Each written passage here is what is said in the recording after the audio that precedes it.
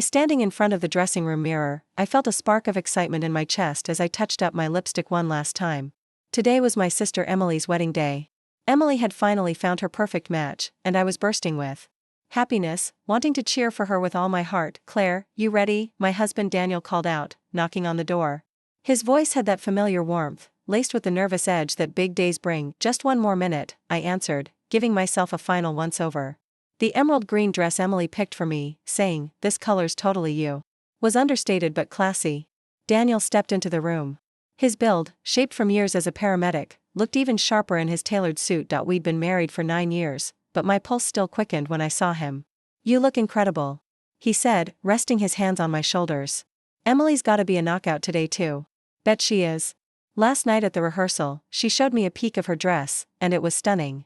I turned to meet his gaze. Daniel's steady hazel eyes always carried that same quiet love. We didn't have kids, but our life together felt full. "You think Mark's a good guy?" I asked, a little worry creeping in. "Yeah, I talked to him at dinner yesterday," Daniel said. "He's solid, sharp. Talked about his bakery with real passion, and the way he looked at Emily? Soft, genuine. I trust him." His words eased my nerves. Emily had a rough patch with relationships when she was younger, and I'd always fretted over her. But since Mark came into her life, she seemed calmer, happier than ever. "Can you head to the chapel first? I want to check on Emily one last time before I join you." "Sure, but don't go crying and mess up that makeup," Daniel teased with a grin. He was right, I was a crier. Movies, books, any heartfelt moment got me. Today, I knew I'd be a mess during the vows. Walking down the hall to the bridal suite, I thought back to growing up in Tucson. I was the quiet kid, always lost in a book, while Emily was the life of the party, surrounded by friends. At school, at local fairs, she was always in the spotlight. Dad used to say, "Emily's got that spark that pulls people in." Me?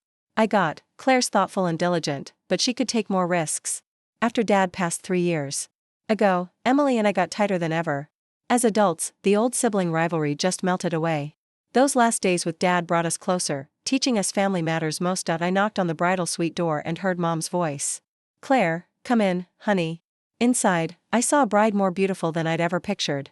Emily's dress was timeless, with soft lace over smooth satin, framing her glow perfectly. "You're gorgeous," I said, my voice shaky with feeling. She turned, her smile radiant, the kind only someone truly happy has. "Thanks, Claire. You look amazing." "Too." Mom, fussing with Emily's veil, said, "You both look so lovely. Your dad's surely watching from above." We held hands, the 3 of us, sharing a quiet moment. The chapel at the Desert Mirage was like something out of a film. White lilies and orchid bouquets lined the altar, and the chandeliers sparkled with rainbow glints in the sunlight. Over 80 guests sat in a hush, waiting for the ceremony to start. I sat beside Daniel, glancing around, holding the program. Family from both sides, plus Emily and Mark's friends, filled the room to celebrate. Mom was up front, dabbing her eyes with a tissue, probably missing Dad. "Those are Emily's college buddies," Daniel whispered, nodding toward a group in elegant dresses, chatting fondly about the bride. Emily had stayed close with so many friends since school, something I always admired. When the organ started, the room went still. Mark stood at the altar with the officiant, looking nervous but full of love. He had a quiet charm and ran a successful bakery. I could see why Emily picked him. The music swelled, signaling the bride's entrance. Everyone turned. The bridesmaids glided down the aisle, radiant. Then Emily appeared, arm in arm with Mom. I caught my breath. She was breathtaking in the chapel's glow, her dress trailing softly, her veil dancing with each step. Mom walked with pride, maybe a touch of sadness. Emily smiled at the guests, and when our eyes met, her smile warmed just for me. Tears pricked my eyes. My sister looked so happy, and I was overjoyed. At the altar, Mom placed Emily's hand in Mark's. Their gaze held that special spark only lovers share. The officiant began, "Dearly beloved, we're here to celebrate the marriage of Mark Thompson and Emily Carter." I pictured Emily as a kid, playing dress-up in a pretend wedding gown, marrying her dolls. She'd always dreamed of this day, and now it was real. "Mark Thompson, do you take Emily Carter to be your wife?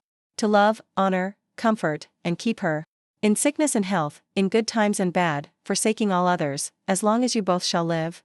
"I do," Mark said, his voice firm, eyes shining with tears. "Emily Carter, do you take Mark Thompson to be your husband, to love, honor, comfort, and keep him, in sickness and health, in good times and bad, forsaking all others, as long as you both shall live?"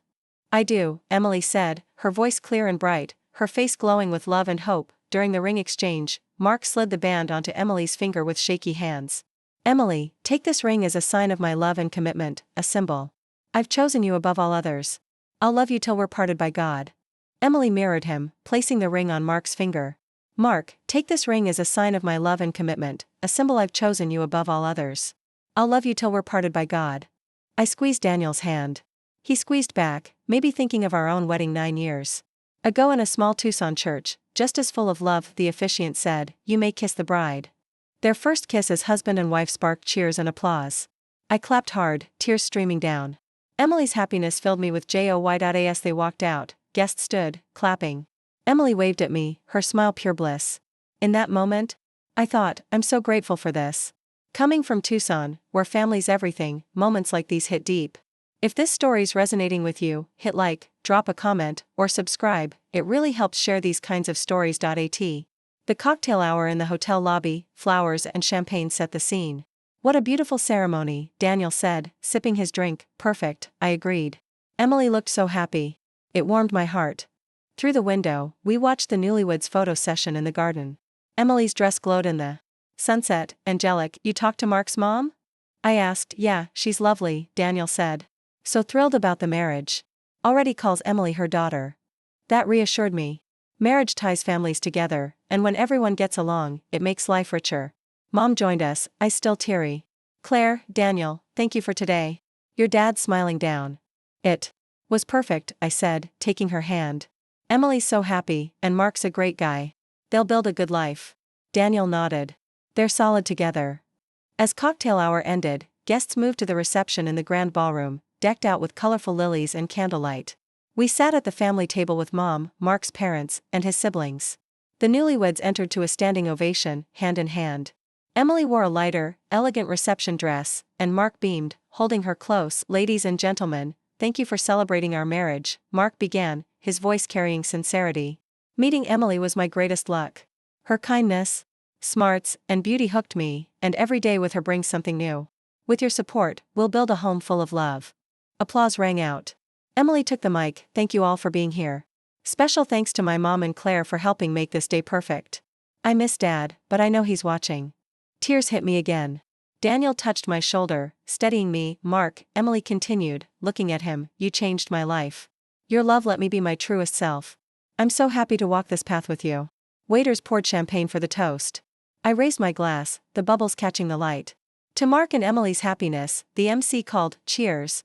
The room roared, glasses clinking. I sipped, praying for my sister's joy. Dinner followed, a lavish spread from appetizers to dessert. "What a menu," I said to Mom. "Emily and Mark picked it after tons of tastings," she said. "The grilled salmon main is Mark's favorite. Probably a hit at his bakery too." "We should visit sometime," I said. The appetizer arrived, artful. Shrimp canapes and vibrant veggie slices, fragrant and fitting for the desert mirage. The table buzzed with talk. Mark's parents were kind, their chat with Mom easy. His sister shared funny bakery stories, making the meal relaxed and warm. Next came a creamy asparagus bisque, rich and smooth. Daniel grinned. "This is awesome." "Fish is up next," I said, excited, but then Daniel's face changed. Watching the waiters bring the fish course, his expression tightened, eyes sharp like when he sensed trouble on the job. "What's wrong?" I whispered that. He didn't answer, eyes locked on the kitchen. His hand gripped the table, tension radiating. A waiter set a gorgeous plate of seared cod with herb sauce before me.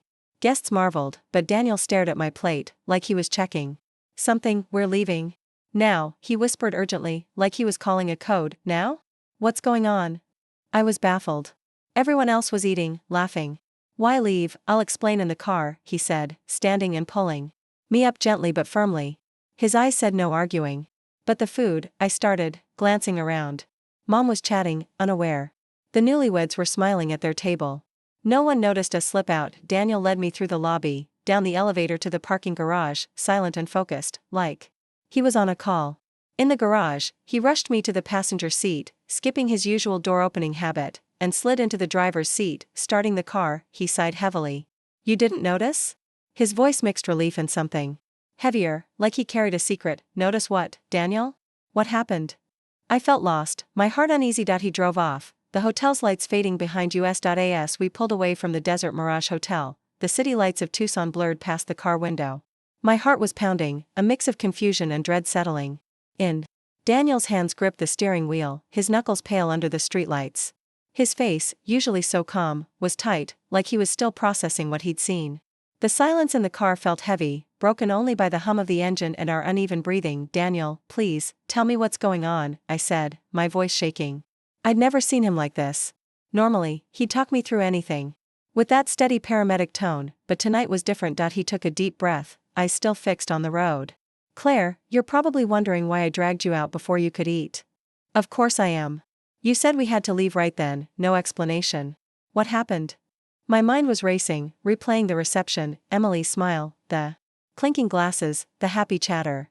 Nothing seemed wrong. "Do you remember your shellfish allergy?" Daniel's question hit like a curveball. "Yeah, obviously," I said, frowning. "But what's that got to do with tonight?" "I told the hotel about it weeks ago, and Emily swore she'd make sure the menu was safe." Daniel's jaw tightened, and he looked at me with a pained expression. "It wasn't safe. I saw something." He paused, choosing his words like they were fragile. "Before the waiters brought out the fish course, Emily was talking to the chef. I thought it was just wedding stuff at first, but then I noticed her pointing at a specific plate. 'Your plate, Claire.' She confirmed your seat number and gave the chef some kind of instruction." My stomach twisted. "What kind of instruction?" Daniel's voice dropped, almost a whisper. The chef pulled out a small vial. "It was shellfish extract, Claire. I've seen it before, paramedics deal with allergy calls all the time. The bottle's shape, the label, no mistake. She told him to add it to your food." I froze, my mind struggling to catch up. That's impossible. Emily wouldn't do that. It's got to be a mix-up. Maybe it was just some seasoning or something." "Claire," Daniel said, taking my hand, his grip firm but gentle. "We both know how bad your allergy is. Remember that time at the diner 4 years ago? You ate something with shrimp traces, and we barely got you to the hospital in time. Swelling, trouble breathing, your blood pressure crashing. The doctor said another few minutes, and..." He didn't finish, but I knew that. I stared at my hands, trembling in my lap. "But why? Why would Emily do something like that?" My voice cracked. My sister, my outgoing, charming sister who I'd laughed with, cried with, who I'd held close during Dad's final days, how could she want to hurt me? Daniel reached into the glove compartment and pulled out a few folded papers. "There's something else. Remember last month when I talked to Emily about your dad's will?" "Yeah," I said slowly. "I thought it was just about finalizing the paperwork." "She asked me something weird," Daniel said. "She wanted to know what would happen to the inheritance if something happened to you." It stuck with me, but I didn't think much of it then. Now, he trailed off, his eyes dark. I felt a chill. "What do you mean?" "Your dad's will names you as the primary beneficiary. 60% of his estate goes to you, 42. Emily. But there's a clause, if you pass away before the estate's fully distributed, everything goes to her." The pieces started clicking together, sharp and ugly. "So if I died, Emily gets it all." My voice was barely a whisper. Silence filled the car, heavy and suffocating. "Why would Dad give me more?" I asked, my throat tight. Tears were starting to burn my eyes. Daniel's voice softened. "Because you were there for him, Claire. For 7 years after his diagnosis, you took him to every doctor's visit, twice a week sometimes. You rearranged your life to care for him, especially those last 18 months. Emily, she didn't. She was always too busy, always had an excuse." It was true. I'd put my real estate work on hold, juggled schedules, sat with Dad through chemo, held his hand when he was too weak to talk. Daniel had been there too, never complaining, always supporting. Emily never showed up, not once. "Work's crazy," she'd say, or "I'll come next week."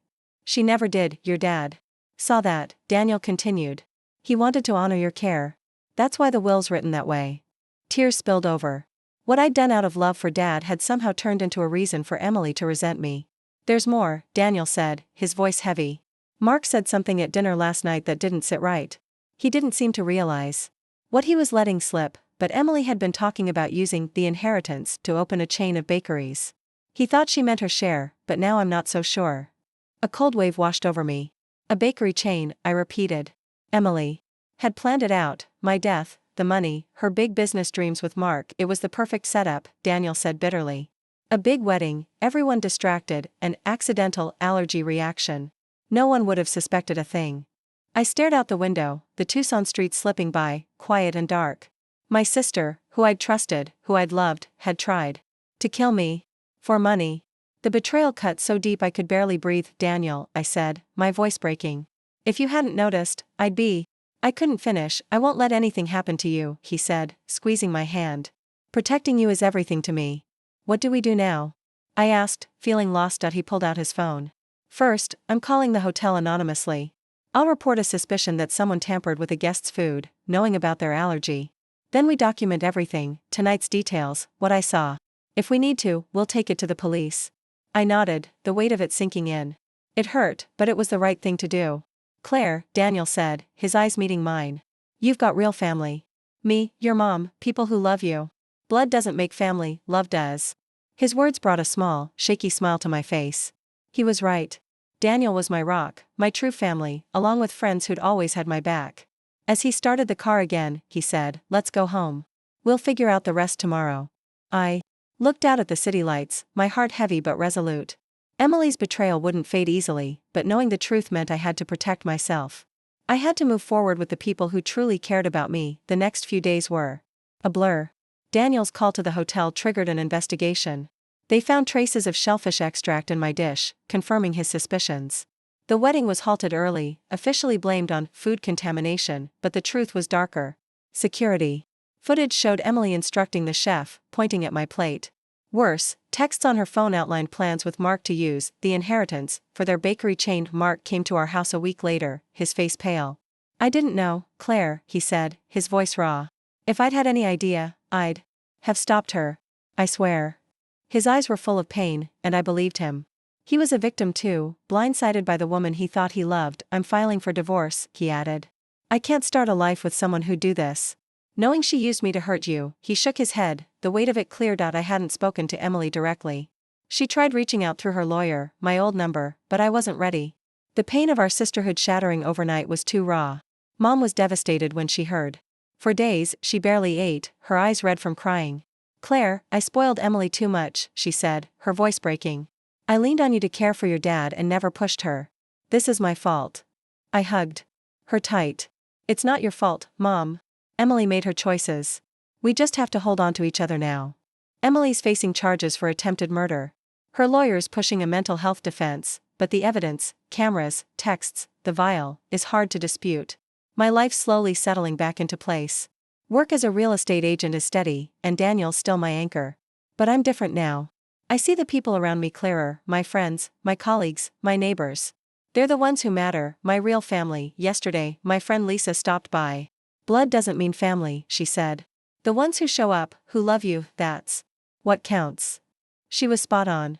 Daniel, Lisa, the people who care, they're my home. This morning, as Daniel and I made coffee in our kitchen, I said, if you hadn't been there that night, I wouldn't be here.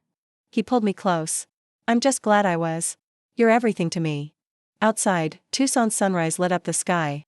That night at the wedding was brutal, but it showed me what's real: love, loyalty, the people who'd fight for me. Someday, I might find a way to forgive Emily. But for now, I'm focusing on the life I have, the people who make it worth living. That's impossible. Emily would never do that to me. It's got to be some kind of mistake. My voice was desperate, clinging to the sister I thought I knew. Daniel's eyes were steady but sad. Claire, I wish it was. But I saw it clear as day.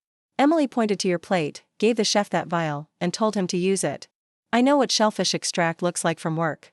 There's no mistaking it. I shook my head, tears spilling down my cheeks. But she's my sister.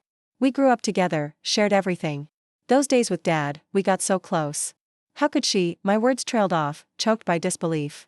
The Tucson streets outside the car window felt foreign now, like the world had shifted under me. I don't know why, Daniel said softly, his hand still holding mine.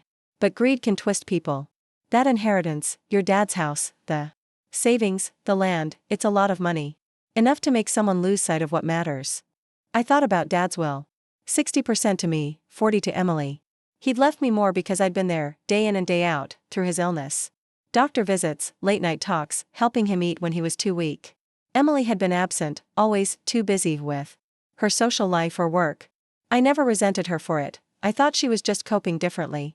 But now, it felt like every missed visit had been a choice, building to this. Did Mark know? I asked, my voice barely above a whisper. Was he in on it? Daniel shook his head. I don't think so. When he talked about the bakery chain, he seemed clueless about where the money was coming from. He thought it was just Emily's share. He didn't strike me as the type to plan something like this. I nodded, trying to process it. Mark had always seemed kind, genuine. The way he looked at Emily at the altar, so full of love, it didn't feel like an act. But Emily, her smile at the reception, the way she waved at me, it all felt so real. How could I have missed this darkness in her? We can't let this go, Claire, Daniel said, his voice firm now. If I hadn't seen it, you could have died tonight. We need to make sure this doesn't happen again. What do we do? I asked, wiping my eyes. My heart was heavy, but I knew he was right. This wasn't just a misunderstanding, it was deliberate. I already called the hotel. He said. Told them there was a suspicion someone tampered with a guest's food, mentioned your allergy. They're checking the kitchen now. The cameras should have caught everything, Emily with the chef, the vial, all of it. We'll write down every detail tonight, everything we saw, and if we have to, we'll go to the police tomorrow. I swallowed hard. The idea of turning my sister in felt like another betrayal, but what choice did I have? She'd crossed a line I couldn't ignore. Okay, I said quietly. Let's do it. Daniel started the car again, and we drove toward our small house on the edge of Tucson. The quiet of the neighborhood felt surreal after the glittering chaos of the desert mirage. Inside, I sank onto the couch, still in my emerald dress, feeling like I'd aged a decade in one night. Daniel sat beside me, pulling out a notebook. Let's start with what happened, he said. Every detail, while it's fresh. I nodded, my mind replaying the evening. We were at the reception. The ceremony was beautiful, Emily looked so happy. I was happy for her. Then the appetizers came, the soup, and you noticed something when the fish course was being brought out. Right, Daniel said, scribbling. I saw Emily with the chef near the kitchen doors. She pointed. To your plate, number 17 at the family table. Then the chef pulled out the vial, and she nodded, like she was confirming something. I shivered, picturing it. My sister, who I'd laughed with over childhood memories, who I'd cried with at Dad's bedside, had planned this. What else? I asked, my voice hollow. I didn't hear their exact words, Daniel admitted. But her gestures were clear. She was deliberate, Claire. She knew what she was doing. We wrote it all down, the timing, the setting, what we saw, what we felt. My hands shook as I added my own notes, describing Emily's smile, the way she'd seemed so normal, so loving. It felt like writing about a stranger. When we finished, Daniel set the notebook aside and pulled me close. You're safe now, he said. That's what matters. We'll get through this. I leaned into him, his warmth grounding me.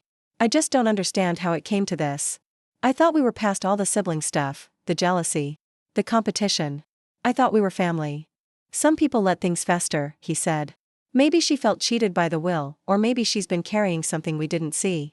But that's on her, not you. You loved her. You still do. He was right. Despite everything, a part of me still loved Emily. That made it hurt worse. What if she tries to explain? I asked. What if she calls, or shows up? We'll deal with it when it happens, Daniel said. But you don't owe her anything right now. You need to protect yourself first. I nodded, tears welling up again. Thank you, Daniel.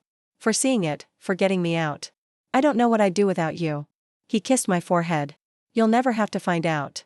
The next morning, the hotel called. A manager, sounding shaken, confirmed they'd found shellfish extract in the kitchen, specifically in the sauce meant for my plate. Security footage showed Emily handing the chef the vial, her face calm and focused. They'd reported it to the authorities. And an investigation was underway. By noon, my phone buzzed with a text from Mom. Claire, what's going on? The wedding stopped so suddenly. They're saying something about food tampering. Are you okay? I called her, my voice trembling as I explained. Her silence on the other end broke my heart. When she finally spoke, she was crying. I can't believe Emily would do this. I failed you both, Claire. I should have seen how she was pulling away. It's not your fault, I said, my own tears falling. You loved us both. Emily chose this. Mom came over that afternoon, her face pale and eyes red. We sat in the living room, sipping coffee, trying to make sense of it. I always thought Emily was just free-spirited, she said. I didn't see the resentment. I leaned on you too much with your dad, and I let her skate by. I took her hand. We can't change it now. We just have to stick together. She nodded, squeezing my hand. You're my rock, Claire. Always have been. Later that day, Mark called. His voice was rough, like he hadn't slept. Claire, I'm so sorry. I had no idea what Emily was planning. I thought we were building a life together, but this. I can't even process it. I believe you, I said. You didn't know. I'm meeting with a lawyer tomorrow, he said. I can't stay with her, not after this. I'm so sorry she hurt you. I thanked him, feeling a pang of pity. He'd been blindsided too, his dream of a life with Emily shattered in one night. The police contacted us that evening. They'd arrested Emily on suspicion of attempted murder. The evidence was damning: cameras, the vial, even texts between her and the chef, who'd confessed to being bribed. Emily's lawyer was pushing a defense of emotional distress, but the premeditation was clear. I didn't sleep much that night. My mind kept circling back to Emily, her laugh, her warmth, the sister I thought I knew. How had it come to this? The inheritance, the bakery chain, her jealousy, it all felt so cold, so calculated. But beneath the anger, I still felt love for her, and that made it harder. The next day, my friend Rachel came over. She'd heard through mutual friends about the food incident at the wedding. "Claire, I'm so glad you're okay," she said, hugging me. "Family isn't just blood. It's the people who'd never hurt you, who show up no matter what." She was right.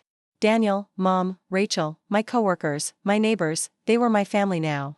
They were the ones who mattered. That evening, as Daniel and I cooked dinner, I felt a small spark of peace. "You saved me," I told him, stirring the pasta. "I'm here because of you." He smiled, pulling me into a hug. "And I'm here for you, always." Outside, the Tucson sunset painted the sky in pinks and oranges. The pain of Emily's betrayal was still raw, but I was starting to see a path forward. With Daniel, Mom, and my friends, I had a family built on love, not greed. Someday, I might face Emily again. I might even forgive her. But for now, I was focused on the people who chose me, who kept me safe. That was enough. The days after Emily's arrest blurred together, a haze of shock and quiet routines. Our Tucson home, usually a cozy escape, felt heavy with the weight of what happened. I went through the motions: work, coffee with Mom, talks with Daniel, but my mind kept drifting to Emily. Her face at the wedding, so bright and happy, now clashed with the truth: she'd tried to kill me. For money. For a dream that wasn't even hers alone. And Daniel was my anchor. Every night, he'd sit with me, listening as I wrestled with the same questions. How did I miss it? I'd ask, staring at the ceiling. We were so close after Dad died. Or I thought we were. "You didn't miss anything," he'd say, his voice steady. She hid it well. People can wear masks, even with family. Work helped a little. As a real estate agent, I could lose myself in open houses and client calls. But even there, Emily's shadow lingered. A coworker asked about the wedding, and I mumbled something vague about it being cut short. I wasn't ready to share the truth, not when it still felt like a fresh wound. Mom was struggling too. She'd visit, bringing homemade soup or cookies, but her eyes were tired, her smile forced. "I keep thinking about when you girls were little," she said one afternoon, sitting at our kitchen table. "Emily was always so lively, but I never saw this coming. I should have done better by you both." I reached for her hand. "Mom, you loved us. That's enough." Emily made her own choices. She nodded, but the guilt lingered in her eyes. I knew she blamed herself for favoring Emily growing up, for leaning on me during Dad's illness. But I didn't resent her. I just wished I could take her pain away. A week after the arrest, the police called with an update. The chef had confessed everything. Emily paid him $2,000 to slip the shellfish extract into my dish, promising it was just a prank. He'd kept the vial, which matched the residue in my sauce. Her texts to him were cold and calculated: "Make sure it's seat 17. No mistakes." The security footage was the final nail: Emily's face, calm and focused, as she handed over the vial. "She's pleading not guilty," the officer said. "Her lawyers claiming she was under stress, didn't mean harm. But the evidence is strong. We're moving forward with attempted murder." I thanked him, my voice flat. Attempted murder. The words felt surreal, like they belonged to someone else's life. Daniel, who'd been listening, pulled me close after I hung up. "It's going to be okay," he said. "She can't hurt you anymore." But it didn't feel okay. The sister I'd loved was gone, replaced by someone I didn't recognize. I kept replaying our childhood: Emily stealing my crayons, me helping her with homework, us giggling over silly movies. Where had it gone wrong? Was it Dad's will, or something deeper, festering for years? Mark came by a few days later. He looked wrecked, his eyes bloodshot, his usual easy smile gone. "Claire, I'm filing for divorce," he said, standing in our living room. "I can't stay with her. Not after this." I thought I knew her, but he shook his head, voice breaking. "I'm so sorry." I nodded, my throat tight. "I know you didn't know, Mark. You're hurting too." He ran a hand through his hair. "I keep thinking about the bakery plans. She'd talk about this chain, how it'd be our future. I didn't realize she meant your money. If I'd caught on, I could have stopped it." "You couldn't have known," I said. "She fooled us all." He left with a quiet goodbye, his shoulders slumped. I felt for him. He'd loved Emily, built dreams with her, only to find out it was built on lies. I wondered if he'd ever trust again. My friend Lisa called that evening, her voice warm and grounding. "You holding up?" she asked. "Barely," I admitted. "It's like I'm mourning someone who's still alive." "I get it," she said. "But you've got people who love you. Me, Daniel, your mom, your work crew. We're your family. Now. Emily doesn't get to define that." Her words stuck with me. Family wasn't just blood, it was the people who showed up, who cared. Lisa had been there through breakups, job stress, Dad's death. She was right, she was family. The next day, I got a letter from Emily's lawyer. It was a request to meet, to discuss the misunderstanding. I stared at it, my hands shaking. A misunderstanding? She'd planned to kill me, watched me smile at her wedding while knowing what was coming. I tore the letter in half and tossed it in the trash. I wasn't ready to face her, maybe never would be. Daniel saw the torn paper and didn't ask. He just hugged me, his presence enough. "You don't have to do anything you're not ready for," he said. "I know," I said, leaning into him. "But what if I never am? What if this just stays?" "Then we live with it," he said. "Together. You're not alone in this." His words gave me strength. I wasn't alone. I had him, Mom, Lisa, my friends.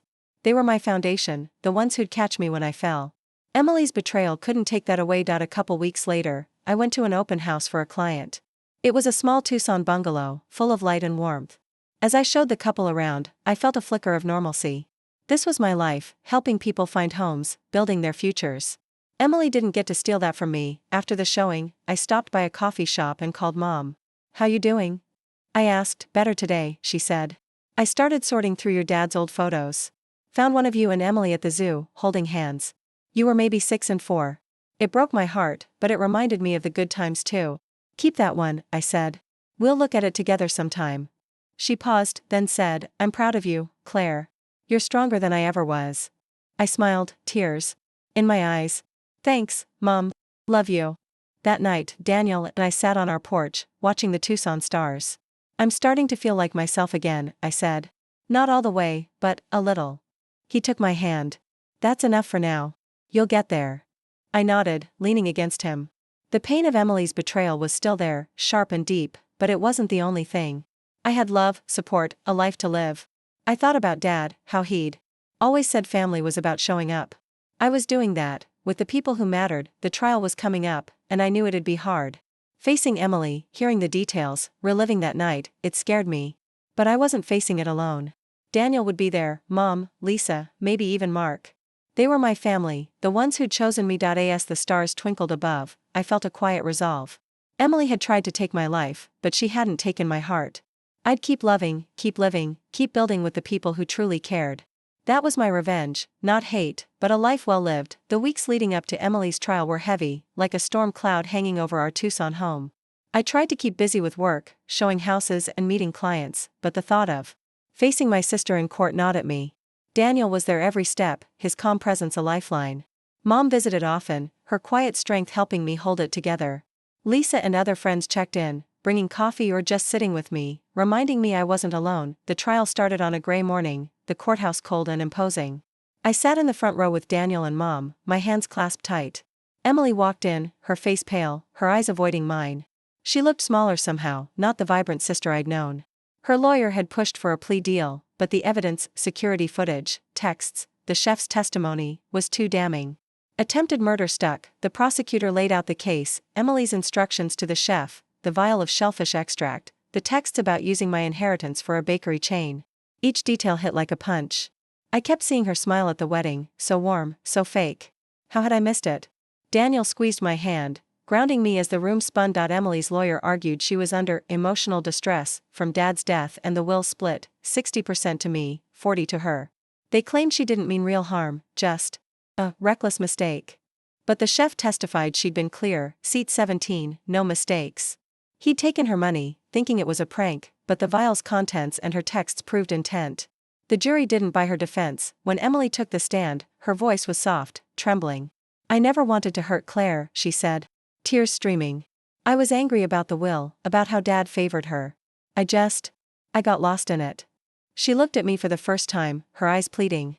"I'm sorry, Claire. I wanted to feel something, anger, pity, anything, but I just felt numb."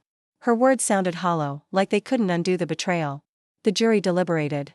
for only a few hours before returning a guilty verdict. The judge sentenced her to 5 years, with parole possible in 3. As they led her away, she glanced back, but I couldn't meet her eyes. Outside the courthouse, Mom broke down, sobbing into my shoulder. "I lost one daughter today," she said. "But I'm so grateful I still have you." I hugged her tight. "We've got each other, Mom. That's what matters." Mark was there too, standing off to the side. He'd finalized his divorce from Emily the week before. "I'm sorry, Claire," he said, his voice rough. "I keep thinking I should have seen something, stopped her." "You couldn't have known," I told him. "You loved her. We all did." He nodded, his eyes heavy with regret, and walked away, a man carrying his own scars. Life didn't snap back to normal after the trial. The pain of Emily's betrayal lingered, like a bruise that ached when I moved wrong. But I was finding my footing. Work was a steady rhythm, helping families find homes felt like building something good. My clients didn't know my story, but their excitement over new beginnings lifted me. Lisa came over one evening, bringing takeout from our favorite taco place. "You're stronger than you know," she said, passing me a plate. "You went through hell and you're still standing. That's family, the real kind." I smiled, her words warming me. "You're right. Family's the people who stick around, who fight for you." Daniel overheard and grinned. "That's us. Your Tucson crew." Mom started healing too. She joined a grief support group, talking through losing Dad and now, in a way, Emily. She'd bring over old photo albums, and we'd laugh over pictures of me and Emily as kids, building sandcastles, fighting over toys. "There were good times," Mom said. "I want to remember those too." I nodded. "We will. But we keep moving forward." One morning, as Daniel and I sat on our porch with coffee, the Tucson sunrise glowing pink and gold, I felt a shift. "I think I'm ready to let go," I said. "Not forgive her, not yet, but let go of the anger. It's too heavy." He took my hand. "That's a start. You don't have to carry it alone." I leaned against him, the warmth of his shoulder steadying me. "You saved me that night, Daniel. Not just from the allergy, but from losing myself." "You're tougher than you give yourself credit for," he said. "But I'll always have your back." The weeks turned into months. I started volunteering at a local community center, helping kids with reading. It felt good to give back, to see their faces light up over a story. It reminded me of me as a kid, lost in books, finding comfort in words. Maybe I was rebuilding some of that innocence Emily's actions had cracked. Mom sold Dad's old house, the one tied to the inheritance. She split the money evenly between us, saying it was what Dad would have wanted. I put my share into a savings account, not ready to touch it. It didn't feel like mine, it felt tainted, like a reminder of what Emily had done. Maybe someday I'd use it for something good, but not yet. I saw Mark again at a local market a few months later. He looked better, like he was finding his way. "I'm opening a new bakery," he said, a small smile breaking through. "Just me this time. A fresh start." "That's great, Mark," I said, meaning it. "You deserve it." He nodded. "You too, Claire. You're doing okay?" "Getting there," I said. "One day at a time." As I walked away, I felt lighter. Mark was moving on, and so was I. Emily was in prison, facing her consequences, but I wasn't going to let her define my life. I had Daniel, Mom, Lisa, my community, the people who chose me, who loved me without strings. That night, I cooked dinner with Daniel, the kitchen filled with the smell of chili and cornbread. We laughed, bickered over spices, and for the first time in months, I felt whole. "I love this," I said, stirring the pot. "Just us, just life." He wrapped his arms around me. "This is what it's about. The real stuff." Outside, Tucson's stars glittered, bright and steady. Emily's betrayal had shattered something, but it hadn't broken me. I'd learned what family really meant: love, loyalty, showing up. I didn't know if I'd ever see Emily again, if I'd ever forgive her. But I didn't need to decide that now. I had a life to live, people to love, a future to build. I thought of Dad, how he'd always said, "Family's who's there when it counts." He was right. Daniel, Mom, Lisa, they were there. They were my family, my home. And with them, I was ready for whatever came next. My life wasn't perfect, but it was mine, and I was going to live it fully, surrounded by the people who mattered most.